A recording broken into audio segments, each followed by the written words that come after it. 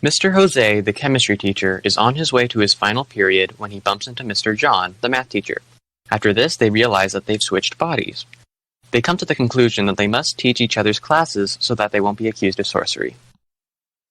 Welcome, class. Good Good afternoon, Mr. John. Mr. Jose pauses for a moment, confused, but he comes to his senses before the students notice. Since you guys are a little bit ahead, we're going to be doing something a little different today. Are we going to get homework? No. No, not if we can get through this in class. So, don't ask any questions. We want to move through this quickly.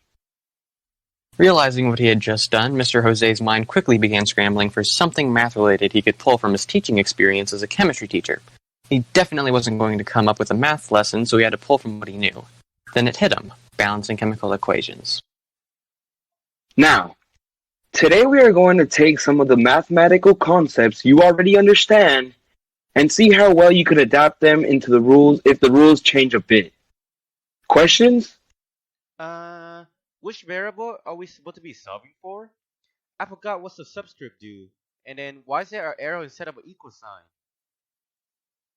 Well, I see that you're confused. That's why I chose this problem to use as an example. The first question I can answer is about the subscript. In these problems, the subscript is the small number next to an element, representing how many atoms of that element there are. You cannot change this number when working through the equation. The number you are adding in, that will be multiplied to the element in its place before.